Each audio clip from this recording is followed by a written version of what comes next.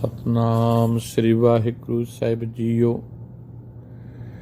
एक ओंकार सतगुरु प्रसाद। सतनाम श्री राग महला पंजवा। घर पंजवा। जानो नहीं भावै कवन बाता, मन खोज मार्ग रहाओ। ध्यानी ध्यान लावैं, ज्ञानी ज्ञान कमावैं। प्रभ किन्हीं जाता, भगौती रहत जुगता। जोगी कैत मुक्ता, तपसी तपै राता। मोनी मोन धारी, सन्यासी ब्रह्मचारी। उदासी उदास राता, भगत नवै प्रकारा। पंडित वेद पुकारा, गृहस्थी गृहस्थ धर्माता। एक शब्दी बहु रूप आवतूता। कापड़ी कौते जागूता, एक तीर्थ नाता। निरहार वर्ती आपरसा, एक लोक न देवै दरसा। एक मन ही ज्ञाता, घाट न किन्हीं कहाया। घाट न किन्हीं कहाया, सब कहते हैं पाया। जिस मेले सो भगता, सगल उकत उपावा। त्यागी शरण पावा, नानक गुरु चरण पराता। वाहिगुरु जी का खालसा, वाहिगुरु जी की फतेह। जुगो जुग अटल, चबर छत्र तख्त दे मालक। शब्द गुरु धन धन श्री गुरु ग्रंथ साहिब महाराज जी। सतगुरु दी अपार किरपा दे नाल श्री राग दे अज आपां 27वें नंबर शब्द का पाठ सरवण कीता है, जो शहीदां दे सरताज पंजवें पातशाह धन धन श्री गुरु अर्जन देव जी महाराज जी दे पावन मुखारबिंद तो उचारण किया होया है। इस पावन शब्द दे विच सतगुरु जी ने तमाम धर्म के तल ते कीतियां जाण वालियां रस्मां ते कर्म कांड जो धर्म की दुनिया दे विच कीते जांदे ने, उन्हां दी सच्चे पातशाह ने लिस्ट खिंची है ते समझाउण दी कोशिश कीती है कि ये बाहर दे कर्म कांड कीतियां, बाहर दे ध्यान लाया परमात्मा नहीं मिलदा। परिपूर्ण परमात्मा वाहिगुरू नूं समझिया जाणिया, उहदे हुक्म विच तुरिया, उहदी रज़ा नूं माणिया, उहदे जीवन उहदे बनाए हुए कुदरत नूं समझदियां, कायनात नूं समझदियां, उहदे विच एक रूप हो जाण दे नाल ही परमात्मा दे दीदार हुंदे ने। रहाओ दीआं पंक्तियां ने इस पावन शब्द दीआं। साहिब जी कहंदे, जानो नहीं भावै कवन बाता। नहीं जानो का अर्थ आ मैं नहीं जानदा। कवन बातां किहड़ी गल, भावै चंगी लगदी है। सतगुरु कहंदे मैनू नहीं समझ आउंदी कि परमात्मा नूं किहड़ी गल चंगी लगदी है।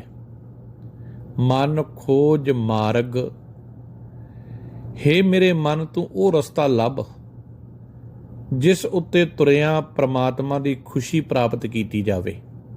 ये रहाओ दी पंक्ति है। सतगुरु कहंदे जे मैनू कोई पुछे ना कि रब नूं किहड़ियां गल्लां चंगियां लगदियां ने ते किहदे नाल परमात्मा खुश हुंदा है, ते साहिब कहंदे हे मेरे मन, ये तैनूं अपने अंदर दी आप खोज करनी पैनी है। बाहर दे कर्म कांड कीतियां, बाहर दे धार्मिक रस्मां निभाया परमात्मा खुश नहीं हो सकदा। इसे करके सतगुरु जी ने जपजी साहिब दे विच भी एक बड़ी प्यारी गल कही।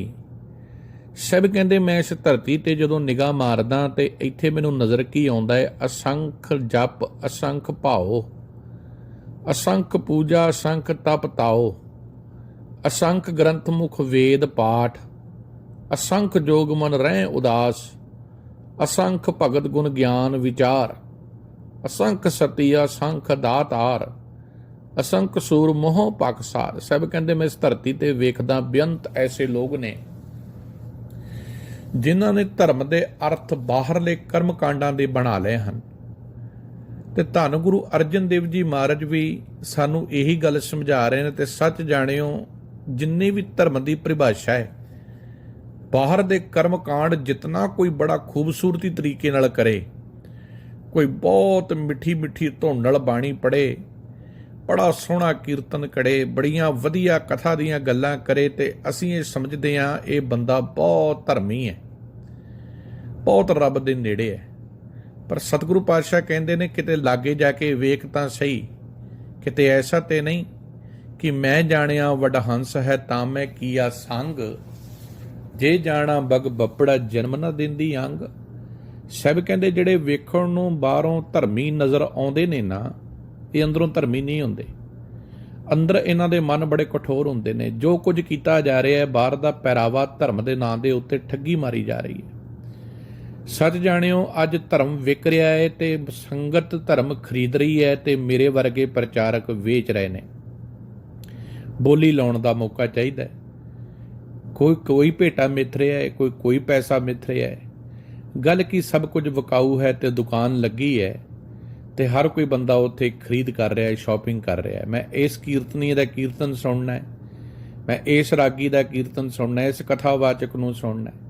ਕੋਈ ਇਹ ਨਹੀਂ ਕਹਿੰਦਾ ਮੈਂ ਗੁਰਬਾਣੀ ਨੂੰ ਸੁਣਨਾ ਹੈ, ਮੈਂ ਗੁਰਬਾਣੀ ਦੀ ਵਿਚਾਰ ਸਰਵਣ ਕਰਨੀ ਹੈ, ਮੈਂ ਨਾਨਕ ਨੂੰ ਸਮਝਣਾ ਹੈ, ਮੈਂ ਧੰਨ ਗੁਰੂ ਅਰਜਨ ਦੇਵ ਜੀ ਨੂੰ ਸਮਝਣਾ ਹੈ, ਮੈਂ ਧੰਨ ਬਾਬਾ ਕਬੀਰ ਜੀ ਨੂੰ ਜਾਣਨ ਦੀ ਕੋਸ਼ਿਸ਼ ਕਰਨੀ ਹੈ।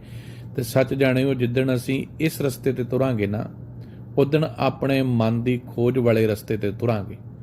ਇਸੇ ਕਰਕੇ ਸਾਹਿਬ ਕਹਿੰਦੇ ਮਨ ਖੋਜ ਮਾਰਗ, ਹੇ ਮਨ ਇਹ ਧਾਰਮਿਕ ਕਰਮ ਕਾਂਡਾਂ ਤੇ ਰਸਮਾਂ ਤੋਂ ਉੱਪਰ ਉੱਠ ਕੇ ਰਸਤਾ ਲੱਭ, ਉਹ ਰਸਤਾ ਲੱਭ ਜਿਸ ਰਸਤੇ ਤੇ ਤੁਰਿਆ ਪਰਮਾਤਮਾ ਤੇ ਤੇਰੇ ਵਿੱਚ ਇੱਕ ਲਿਵਤਾਰ ਪਿਆਰ ਜੁੜ ਜਾਵੇ।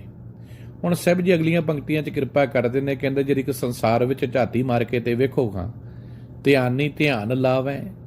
ਬੜੇ ਲੋਕ ਨੇ ਜਿਹੜੇ ਸਮਾਧੀਆਂ ਲਾ ਕੇ ਬੈਠੇ ਹਨ, ਧਿਆਨ ਧਰ ਰਹੇ ਹਨ, ਬੜੇ ਹੀ ਦਸਮ ਦੁਆਰ ਤੱਕ ਆਪਣੇ ਕਹਿੰਦੇ ਅਸੀਂ ਦਸਮ ਦੁਆਰ ਤੱਕ ਆਪਣੀਆਂ ਬਿਰਤੀਆਂ ਜੋੜ ਲਈਆਂ ਹਨ। ਸਤਿਗੁਰੂ ਗੁਰਦੇਵ ਜੀ ਕਹਿੰਦੇ ਬੜੇ ਐਸੇ ਧਿਆਨੀ ਨੇ ਜਿਹੜੇ ਧਿਆਨ ਲਾਉਣ ਵਾਲੇ ਤੁਹਾਨੂੰ ਮਿਲ ਜਾਣਗੇ। ਗਿਆਨੀ ਗਿਆਨ ਕਮਾਵੇ ਤੇ ਵਿਦਵਾਨ ਲੋਕ ਧਰਮ ਚਰਚਾਵਾਂ ਕਰ ਰਹੇ ਹਨ।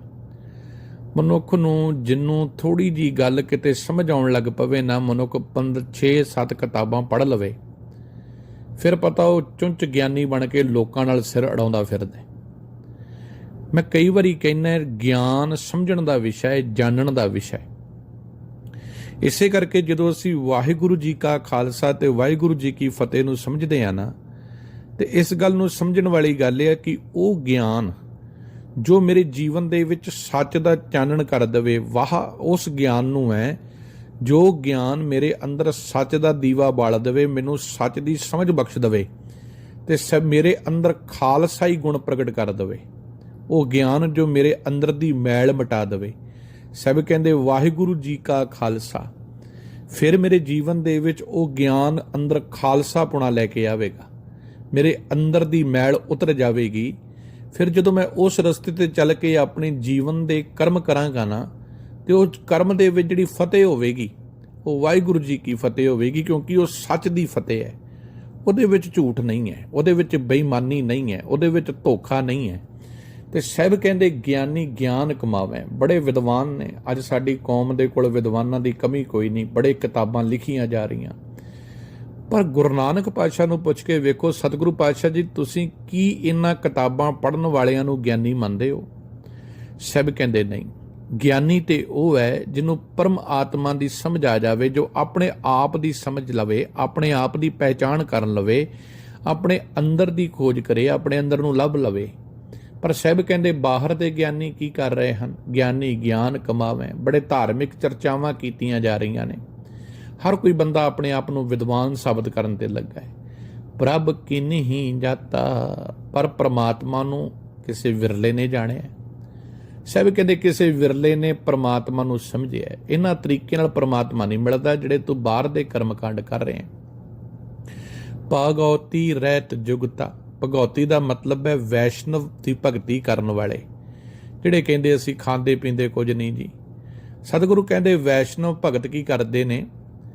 ਵਰਤ ਰੱਖਦੇ ਨੇ, ਤੁਲਸੀ ਦੀ ਮਾਲਾ ਹੱਥ ਵਿੱਚ ਰੱਖਦੇ ਨੇ, ਤੀਰਥਾਂ ਤੇ ਇਸ਼ਨਾਨ ਕਰਦੇ ਨੇ, ਸੰਜਮ ਆਦਿਕ ਵਿੱਚ ਰਹਿੰਦੇ ਹਨ। ਪਰ ਸਾਹਿਬ ਕਹਿੰਦੇ ਇਤਨੀਆਂ ਰਹਿਤਾਂ ਰੱਖਣ ਦੇ ਬਾਵਜੂਦ ਵੀ ਉਹਨਾਂ ਦੇ ਅੰਦਰ ਧਰਮ ਦੀ ਖੁਸ਼ਬੂ ਨਹੀਂ ਆਉਂਦੀ। ਜੋਗੀ ਕਹਿਤ ਮੁਕਤਾ, ਜੋਗੀ ਆਖਦੇ ਹਨ ਅਸੀਂ ਤੇ ਜੋਗ ਦੇ ਕਰਮ ਕਾਂਡ ਕਰਦੇ ਹਨ, ਜੋਗੀਆਂ ਦੇ ਕਰਮ ਕਰਦੇ ਹਨ, ਅਸੀਂ ਤੇ ਮੁਕਤ ਹੋ ਗਏ ਹਾਂ।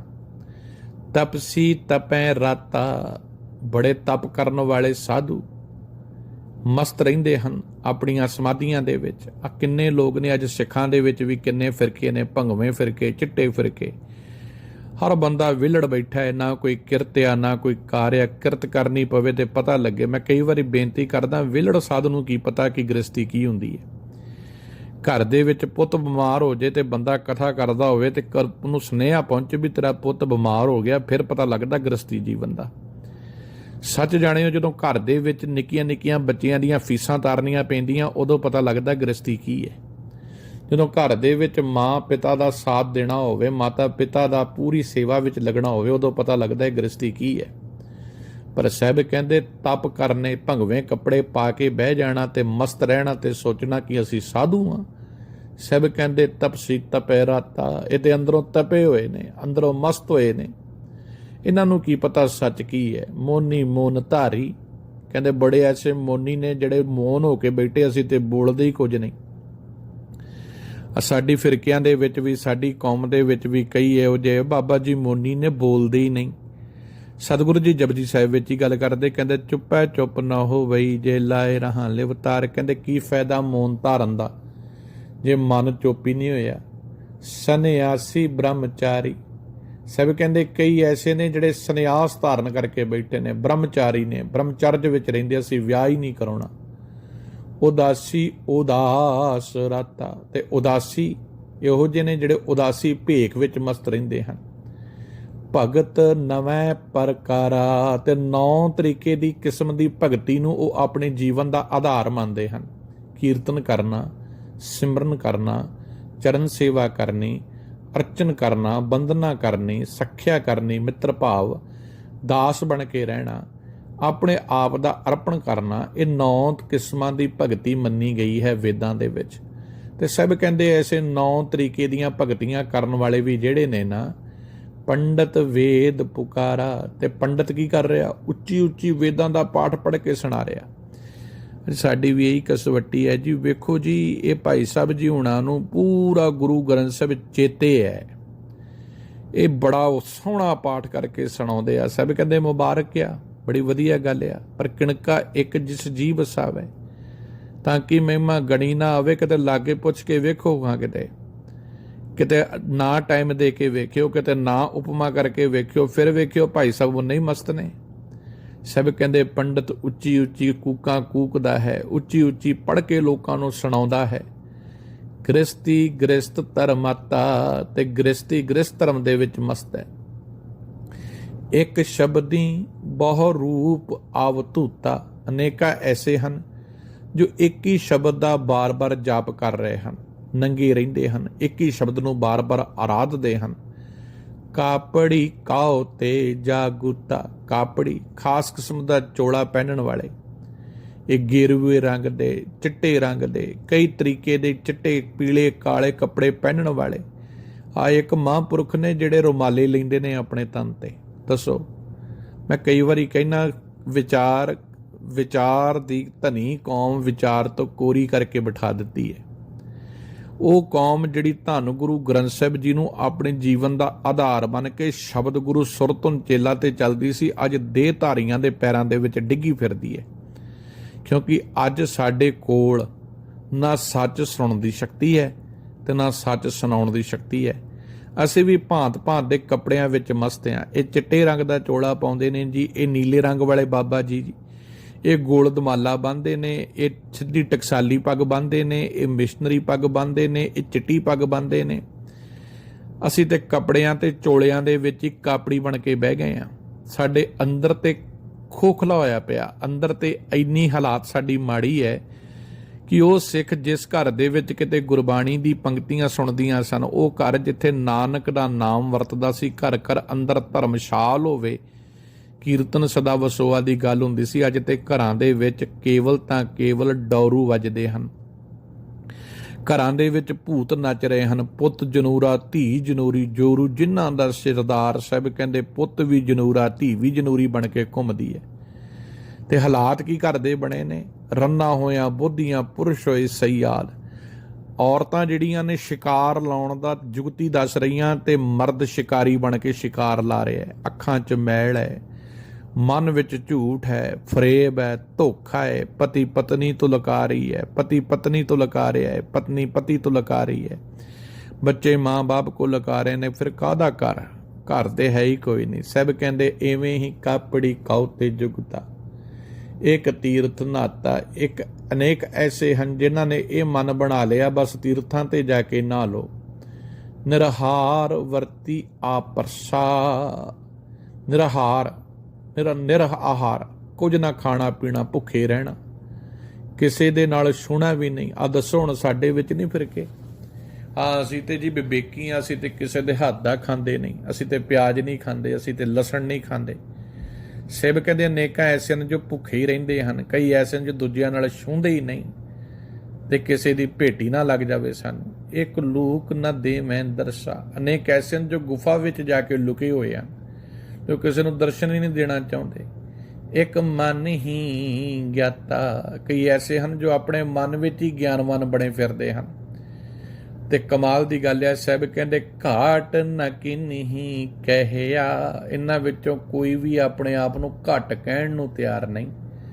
ਸਭ ਕਹਤੇ ਹੈ ਪਾਇਆ, ਤੇ ਸਾਰੇ ਹੀ ਆਖਦੇ ਅਸੀਂ ਰੱਬ ਦੇ ਬੜੇ ਨੇੜੇ ਹਾਂ, ਅਸੀਂ ਪ੍ਰਮਾਤਮਾ ਨੂੰ ਪਾ ਲਿਆ। ਜਿਸ ਮੇਲੇ ਸੋ ਭਗਤਾ, ਪ੍ਰਮਾਤਮਾ ਦੀ ਭਗਤੀ ਹੋਈ ਹੈ ਜਿਹਦੇ ਵਿੱਚ ਪ੍ਰਮਾਤਮਾ ਦੀ ਸਮਝ ਆਉਣ ਲੱਗ ਪਵੇ ਤੇ ਮਨ ਨੀਵਾਂ ਹੋਣ ਲੱਗ ਪਵੇ ਤੇ ਪਰਮਾਤਮਾ ਦੇ ਗੁਣ ਜੀਵਨ ਵਿੱਚ ਵਸਣ ਲੱਗ ਪੈਣ। ਸਗਲ ਉਕਤ ਉਪਾਵਾ, ਪਰ ਮੈਂ ਤਾਂ ਇਹ ਸਾਰੀਆਂ ਦਲੀਲਾਂ ਤੇ ਸਾਰੇ ਉਪਾਵ ਛੱਡ ਦਿੱਤੇ। ਮੇਰੇ ਪਾਤਸ਼ਾਹ ਜੀ ਕਹਿੰਦੇ ਤਿਆਗੀ ਸ਼ਰਨ ਪਾਵਾਂ, ਤੇ ਪ੍ਰਮਾਤਮਾ ਦੇ ਸ਼ਰਨ ਵਿੱਚ ਆਪਣੇ ਆਪ ਨੂੰ ਸਮਰਪਿਤ ਕਰ ਦਿੱਤਾ ਹੈ। ਨਾਨਕ ਗੁਰੂ ਚਰਨ ਪਰਾਤਾ, ਤੇ ਨਾਨਕ ਤਾਂ ਹੀ ਗੁਰੂ ਚਰਨਾਂ 'ਚ ਡਿੱਗ ਪਿਆ ਹੈ। हे ਮੇਰੇ ਪਾਤਸ਼ਾਹ ਜੀ, ਮੈਨੂੰ ਗਿਆਨ ਬਖਸ਼ੋ, ਸਮਝ ਬਖਸ਼ੋ, ਸੱਚ ਦੀ ਸੋਝੀ ਬਖਸ਼ੋ, ਜਿਸ ਰਸਤੇ ਤੇ ਚੱਲ ਕੇ ਮੇਰਾ ਮਨ ਤੁਹਾਡੇ ਵਿੱਚ ਲੀਨ ਹੋ ਜਾਵੇ। ਇਹ ਅੱਜ ਦਾ ਅੰਮ੍ਰਿਤਮਈ ਸ਼ਬਦ ਜਿਸ ਦੀ ਵਿਚਾਰ ਆਪ ਜੀ ਦੇ ਨਾਲ ਕੀਤੀ ਹੈ। ਕੱਲ ਨੂੰ ਅਗਲੇ ਸ਼ਬਦ ਦੀ ਵਿਚਾਰ ਆਪ ਜੀ ਦੇ ਸਨਮੁਖ ਰੱਖਾਂਗੇ ਜੀ। ਵਾਹਿਗੁਰੂ ਜੀ ਕਾ ਖਾਲਸਾ, ਵਾਹਿਗੁਰੂ ਜੀ ਕੀ ਫਤਿਹ।